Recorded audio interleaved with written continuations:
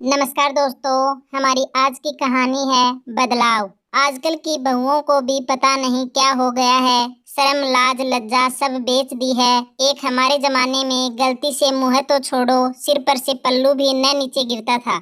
और अब तो बहुएं अपने अंदरूनी वस्त्र खुले आम रस्सी पर सूखने डाल आती हैं। अरे उनके ऊपर कोई एक कपड़ा ही डाल दो, इतनी गर्मी पड़ रही है, सब यूं ही सूख जाते हैं। रागनी जी गुस्से में बड़बड़ाए चली जा रही थी, पर तन्वी उनकी बात एक कान से सुन दूसरे कान से निकाल रही थी। तन्वी जो अभी 2 महीने पहले ही शादी होकर इस घर में बड़ी बहू बनकर आई है, पहले तो तन्वी शर्म के कारण अपने वस्त्रों को बड़े कपड़ों के नीचे डालकर ही सुखाया करती थी, पर अभी पिछले हफ्ते ही उसे यूरिन इन्फेक्शन हो चुका है। इसलिए वह तभी से अपने कपड़ों पर डेटॉल लगा उन्हें धूप में सूखने डाल आती थी। इधर उसके कपड़े डालना शुरू हुआ, उधर रागनी जी का बड़बड़ाना शुरू हो जाता। तन्वी की कोई ननद तो थी नहीं जिससे वह अपने मन की बात कह पाती। उसे समझ ही नहीं आता कि आखिर जब घर के मर्दों के कपड़े खुलेआम सूख सकते हैं तो फिर सिर्फ स्त्रियों के कपड़ों पर ही रोक क्यों। पर तन्वी ने भी ठान लिया था कि वह आज इस बारे में हर्षित से बात करके ही रहेगी। क्या तुम भी इतनी छोटी सी बात को इतना तुल दे रही हो? अरे एक कमरे के बराबर का इतना बड़ा बाथरूम बनवाया है, तुम वहीं अपने कपड़े सूखने डाल दिया करो। जब पापा कारखाने निकल जाया करे तब दोपहर में उन्हें धूप दिखा दिया करो। अब हमारे यहाँ ऊपर नीचे वाला हिसाब तो है नहीं। मैंने तो माँ को कई बार ऐसे ही करते देखा है। पूरा दिन क्या इसी तामझाम में लगी रहूं कि कब कपड़े बाहर सूखने डालूं, कब कोई मेहमान आ जाए तब अंदर ले आऊं।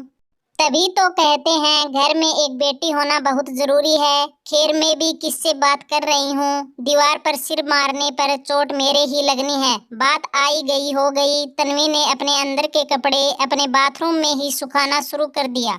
बहू कहाँ है? राजेश जी ने आवाज लगाते हुए कहा। अरे वो तो रसोई में खाने की तैयारी कर रही है। रागनी जी ने कहा। क्या हुआ? बहू से कुछ काम था? अरे नहीं, वो पड़ोस वाले शर्मा जी आए हैं। 4 महीने बाद उनके बेटे की शादी है तो हमारे हर्षित के रूम का इंटीरियर देखना चाहते थे। अगर काम अच्छा लगा तो उसी से काम कराने का इच्छुक है। नमस्ते भाई साहब। रागनी जी और राजेश जी दोनों ही उन्हें बहू तन्वी के कमरे में ले गए।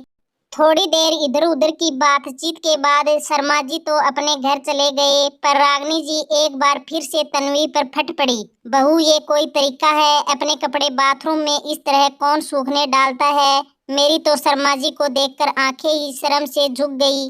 बेचारे वह भी जेब गए। 8 लाख रुपए का इंटीरियर क्या इस तरह के कपड़े सुखाने के लिए करवाया था? अरे कम से कम बाहर वालों का नहीं, अपने सास ससुर का तो लिहाज किया होता। माँ शर्म मुझे नहीं, आपको और पापा जी को आनी चाहिए, बहू कमरे में हो या ना हो। आखिर कौन इस तरह बहुओं का कमरा बाहर वालों को दिखाने ले जाता है? क्या आपने भी कमरा बनवाने से पहले ऐसे ही और बहुओं के कमरे देखे थे? चलो मान लिया कमरा देखने ले भी गए, पर बाथरूम कोई दिखाने की चीज है। काश आपने 8 लाख रुपए जो कमरा बनवाने में खर्च करे उसमें से कुछ 1 लाख रुपए निकालकर बहू के कपड़े सुखाने के लिए एक प्राइवेट कमरा और बनवा लिया होता तो आज ये दिन नहीं देखना पड़ता। तन्वी का गुस्सा फूट पड़ा था और वह रागनी जी पर फट पड़ी। एक स्त्री होकर भी आप ऐसी बातें कर सकती हैं, मैं सपने में भी नहीं सोच सकती। माँ पहले भी जाने कितनी ही औरतें इसी कारण अपनी जान से हाथ धो बैठती थी, पर अब समय बदल रहा है। जिस तरह से मर्दों के कपड़े बाहर सूखने में कोई बुराई नहीं, वैसे ही स्त्रियों के कपड़े बाहर सूखने में भी कुछ गलत नहीं है। गलत हमारी सोच है और हमें खुद ही उसमें बदलाव लाना होगा। तुम सही कह रही हो बेटा, मुझे माफ कर दे, रागनी जी ने तन्वी से हाथ जोड़ते हुए कहा।